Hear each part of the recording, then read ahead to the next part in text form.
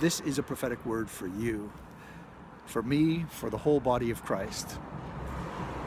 If you think, well, this message has nothing to do with me and nothing to do with my community, my church group, whoever, then my friend, my brother, my sister, you might be part of the problem.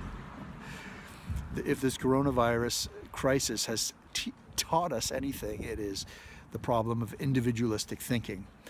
And in the body of Christ, there is no individualistic thinking. We have but one mind, the mind of Christ. And we must see the body of Christ through the mind of Christ.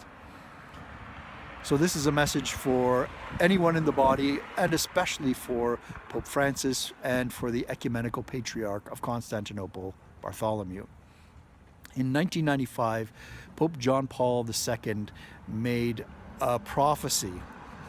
It was written in the encyclical Ut Unum Sint, that all may be one, which was Jesus' prayer, that all may be one, as he and the Father are one, that we all may be one. And this is what Pope John Paul wrote in that encyclical. The Church must breathe with her two lungs. Now, what was this prophecy about, these two lungs? Well, about 1,000 years ago, over 1,000 years ago, the church was divided east and west. I'm sitting on an Eastern Church's doorstep right now, Greek Orthodox Church of the old calendar. The Eastern Church and the Western Church, the Roman Church, were divided, separated from one another in schism, excommunicating one another, and not believing that the other was part of the body of Christ. And from that schism led to all kinds of other schisms, hundreds, thousands of schisms that have happened since then, where we're all thinking that this is the true church, or I'm in the true church, or I am the only true Christian left. This individualistic thinking is a problem. The church needs to breathe with her two lungs. I believe it's prophetic what John Paul was saying there some 25 years ago. Little did he know, perhaps, at that time, unless he was seeing prophetically into the future, that the Pope in 2020, during the time of Corona, the time of breathing crisis, the Pope Francis would have one lung. He only has one lung. Pope Francis, perhaps the first Pope ever to only have one lung. But Pope Francis and the Ecumenical Patriarch of Constantinople, Bartholomew, have been working towards reunification, that they may be one as Jesus and the Father are one in the Holy Spirit. But I would like to exhort them and to exhort the whole body of Christ, exhort you to continue to be one, to no longer see separation and distance between us, to no longer not accept one another in communion. We need to take communion together.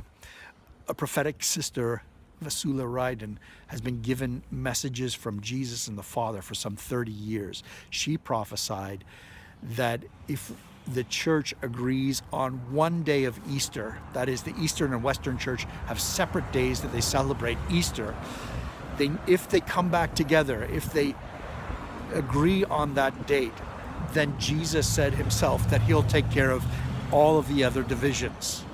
Isn't that amazing? Easter is the time that we celebrate the body and the blood of Jesus, the one sacrifice. And it is a great scandal, perhaps the greatest sin of all, that we don't celebrate one Easter, and that we don't all celebrate Easter together, that we go into our various little groups and think, hey, we're celebrating this on our own. No, we celebrate Easter, we celebrate the crucifixion, the resurrection together as one body. And Paul prophesied to the Corinthian church in 1 Corinthians that some of you are weak, sick, and dying. Why was this happening, that they were weak, sick, and dying? It was specifically because the divisions that were happening in the church, and specifically related to the Eucharist, the taking of the body and the blood of Jesus, the Lord's Supper. So Paul said, you want to overcome this weak sickness and dying? Get beyond the divisions. And that was close to 2,000 years ago now, but we today, more so than ever in 2020, need to get beyond our divisions. A brother asked me when I was in Ukraine, a country that's divided east and west, Catholic and Orthodox. This brother asked me, how are we going to solve the problem with Russia? He had come back from the front of fighting in the Ukrainian army against the Russians. I told him the only way to solve this conflict is for the Eastern Church and the Western Church to come back together and be as just one church, one body of Christ.